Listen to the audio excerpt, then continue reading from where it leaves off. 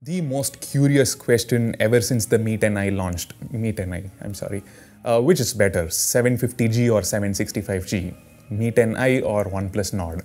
Just stay tuned for another 10 minutes, you will get a clear answer. Note that the Meet NI also has slightly faster storage, UFS 2.2 versus the OnePlus Nord's UFS 2.1. It's a technology jock style speed test, so as usual we compare almost everything from app opening times, RAM management, to the internet speed and even video rendering capabilities. Let's get started after you subscribe to Technology Jock and hit the bell icon.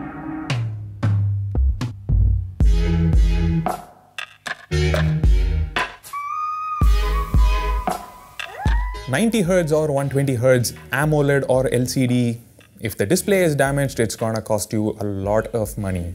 Which is why you need to check out our sponsor, Glazed Ink. Glazed Ink makes amazingly durable tempered glasses for a lot of phones, including the OnePlus Nord, Poco X3 and so on. What's special about Glazed Ink is, apart from a full glue edge-to-edge glass, they also provide a real curved tempered glass with actual 2.5D glass near the edges, which essentially eliminates the awkward gap on the sides which you generally get from installing most other tempered glasses in the market. So do check out Glazed Ink, link in the description. Technology Jock subscribers can use the promo code TJOCK to get 10% discount. Now onto the speed test. Note that we are not changing anything in settings. We are leaving everything at their defaults.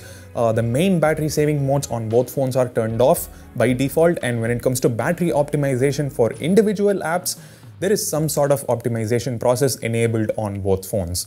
On the Meet NI, it's called the battery saver, and on the OnePlus Nord, it's called intelligent control.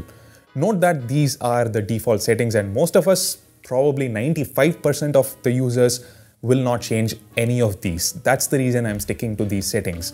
However, after the first round, we will change these settings to no restrictions and redo the speed test to see if that makes a difference.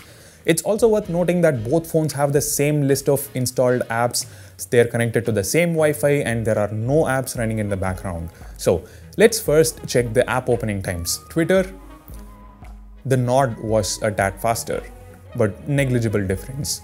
The scrolling performance is equally good on both phones. Of course, the scrolling feels a little smoother on the Meet NI because of the 120Hz display compared to the 90Hz display on the OnePlus Nord, but otherwise it's pretty much the same. There is no visible lag. Same thing happens with Instagram. Minor difference and the scrolling is fine. Next up, Telegram. It's the Nord again, but again, not a big difference. By the way, join our Telegram channel for more updates, gadgets for sale and mini giveaways. Link in the description. Google Maps took a bit of time to load on the Meet NI. Let's open some location so that later we can come back and check if it stays on the same page. Swiggy, almost equally fast. Just blurred some sensitive information, don't mind that. Again, let's open a restaurant menu. Later we'll check if the app reopens to the same page. Google Drive, the Meet NI loaded it a bit faster. Let's open a file and come out. Spotify, the Nord was noticeably faster this time. Let's open a music track and move on to Prime Video. Absolutely no difference. Noticing a bit of lag here. Let's scroll through the UI again.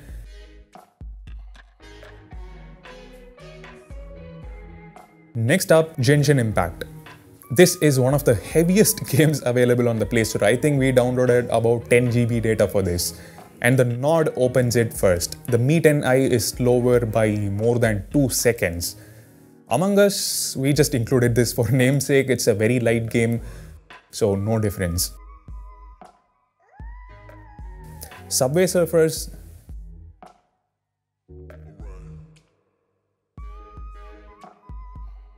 It's the Nord again, but negligible difference to be honest. Call of Duty Mobile. I think we'll see a noticeable difference here. Okay, yes, as expected, it's a big gap. The Meet NI took about 3 seconds longer to load it. Forget the login part, it's gonna be the same. Let's get back to the home screen and open phone and messages.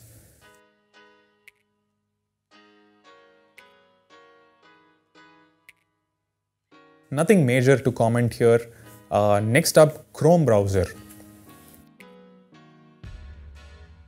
Okay, despite a pop-up, the Mi 10i loaded the page much faster. The Nord took way too long to load all the elements, like the thumbnails. Camera app, the Nord opens it first, but actually we should have, lifted the phones and captured an actual image to compare the shutter speed and stuff. So the OnePlus Nord has been dominant throughout this app opening round. Barring one or two apps, everything loaded faster on it. Now, let's see how the background app management is. This is the most exciting part. Remember, we opened that file on Google Drive, we opened a location on Google Maps, started a game of Subway Surfers, etc, etc. Let's see if they continue from there or reload from scratch. Let's start from Call of Duty Mobile. The Mi 10i reloads it, sadly. Let's fast forward to the next one, Subway Surfers, again reloads on the Mi 10i. On the OnePlus Nord, you can just continue the game. Genshin Impact, nope, there is no change in impact. The Mi 10i has closed it already. Prime Video doesn't reload on the Mi 10i but takes a bit of time to display the page. Same thing happens with Spotify. You can see the music track at the bottom, still ready to play, but it took a bit of time to load. Google Drive, same result. Takes a bit of time to open, but it resumes at the same page we left a few minutes ago. I see a pattern here. I think this will happen with the other apps as well. Swiggy, Google Maps, Telegram, Instagram, and Twitter. Yep, so the OnePlus Nord aced this round as well. Managed to keep every single app open in the background, including Call of Duty and Genshin Impact. Didn't even break a sweat. That's commendable. Now, we thought this could be because of that app battery saver in settings. So what we did, we went back to settings, app battery saver, selected all the apps and set them to no restrictions. Basically, we turned it off and did the whole test again on the Mi 10i to see whether the apps reload or not. Let me fast forward to the background app management part. No issues with the bottom four apps, Chrome, phone, messages, they all open, they don't reload. But sadly, Call of Duty still reloads from scratch.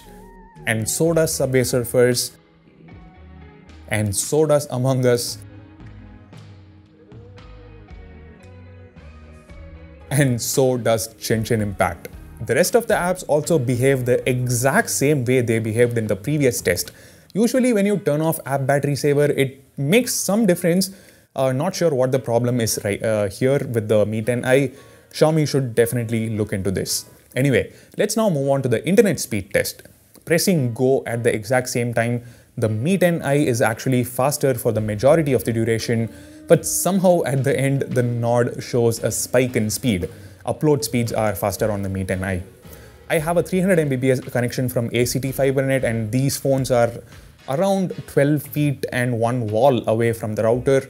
Redoing the speed test now, the roles are reversed now. The Nord is faster for the most part, but the Mi 10i gains a lead at the end after the Mi 10i moves on to the upload speed test. Let's now do it one after the other. Minor differences, not a big deal. Next up, we'll do a video render test. I'm using Adobe Premiere Clip to get it done. The same video has been loaded onto both phones. It's the exact same project. The speed of the footage is set to 50% and we are going to render it in 1080p resolution. This is the real test for the chip underneath. Snapdragon 750G versus 765G. Let's fast forward. Like I said earlier, on paper, the 750G has a faster CPU but a slower GPU. This should paint a picture about the difference in the overall performance of the chips. The OnePlus Nord is ahead. It has finished rendering in 90 seconds, while the Mi 10i has taken another 11 seconds. Do keep in mind this particular app has been discontinued, so the app I'm using may not be perfectly optimized for this chip, but the same goes to the OnePlus Nord as well. So maybe next time we'll use a different video editor like Viva Video or something. Or if you want anything else to be included in the speed test, feel free to let us know in the comment section. One more test before we conclude, fingerprint scanner speed test. You can simply tap or press the power button on the Mi 10i because it uses an embedded fingerprint scanner. But on the OnePlus Nord, you have to wake the screen first and then place your finger on the scanner. So that's one extra step. And so it takes a bit longer to unlock. However, in real life usage, we all just raise to wake and the fingerprint scanner area lights up, and then you can place your finger. But yeah, with the Mi 10i, by the time you raise the phone, it's already unlocked. So if you just compare the fingerprint scanners alone, the Nord's in-display scanner seems faster. But practically speaking, the side-mounted scanner is simply a faster implementation by nature. We are almost done with the video. Let's quickly reboot the phones. Fast forwarding again. Well, the OnePlus Nord takes this round too. So overall, we have a clear winner.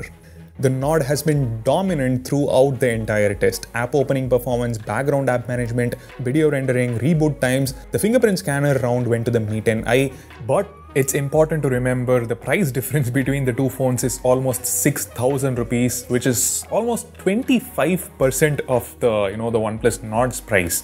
Initially, I thought these phones will be closely priced, and that's the reason I thought of comparing these two.